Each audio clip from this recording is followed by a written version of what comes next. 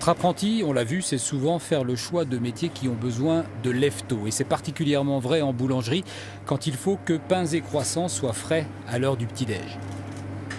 Le patron, il est là depuis 1h30, Ouais, des fois. 2 heures aujourd'hui. Une petite journée. Des fois, il arrive à minuit et demi. Enfin. Non, si vous faites ça et puis vous regardez, vous soufflez en arrivant à 2 heures du matin. 35 heures, ça vous dit rien? Si, tous les 2 jours. Le cursus de Julien est particulier. À 23 ans, il s'est relancé en apprentissage après un parcours plutôt atypique. En fait, je sortais d'un lycée militaire. Et donc, je suis arrivé à la fac de droit à Dijon. Et en arrivant à la fac de droit, j'ai vite vu que ça allait pas me convenir. Donc, je suis arrivé en 2e année, je suis allé jusqu'à la fin et puis je me suis arrêté. J'ai trouvé un petit boulot en attendant dans une boulangerie, justement. Puis c'est là où je me suis dit, c'est quand même sympa, c'est assez manuel, ça me plaît bien. Et puis j'ai commencé à faire ma petite recherche pour trouver un maître d'apprentissage. Et puis c'est là qu'intervient M. Blanchard qui quand même m'a donné ma chance, parce que j'étais plus âgé, il n'y avait pas beaucoup de gens qui se disent, quelqu'un de cet âge-là, on le paye quand même plus cher. Je connais rien du tout à la boulangerie. Attention, parce que ça va cracher fort là. Je vous préviens parce que ça... Puis non, il m'a quand même donné ma chance et puis au final, j'essaie de lui rendre au mieux que je peux, quoi. Et puis je suis vraiment reconnaissant. C'est la Rolls des apprentis.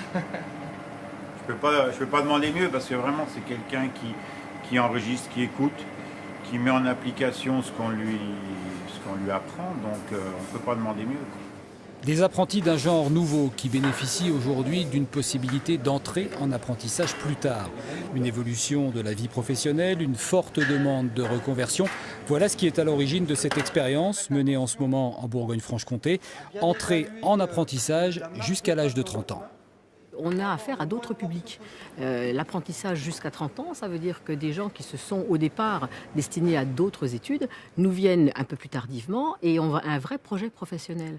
Donc ils se destinent en fait à ouvrir des entreprises pour être leur propre patron et ils ont parfois 20 ans, 23 ans après avoir fait des études supérieures où ils n'ont pas d'employabilité absolue. L'apprentissage nouvelle génération est en marche et il semble qu'en entreprise, les mentalités aient évolué en même temps. Les patrons aussi ont changé. On considère mieux les apprentis qu'avant. On essaye aussi de vraiment leur apprendre un métier, non pas seulement leur faire des bastages. Ce qui ne change pas, en revanche, c'est bien la fringale des écoliers sur le coup des 4 heures. Ça aussi, c'est une des bases du métier que les élèves vont apprendre à l'école. Je vais chercher, comme d'hab, à faire une forme pas trop pointue. Pourquoi ? Le petit ou la petite qui vient, sortant de l'école, acheter sa petite baguette viennoise pour le goûter, si elle a des bouts pointus, ça va sécher, quoi. Le projet de Julien, c'est d'ouvrir sa propre boulangerie. Pourquoi pas dans un village, pourquoi pas une boulangerie bio. À moins qu'il ne choisisse de faire encore une autre formation, l'école en propose dans une vingtaine de métiers. Et de nouveaux CAP vont bientôt être créés pour les facteurs conducteurs livreurs, par exemple, ou encore dans le secteur de l'œnologie.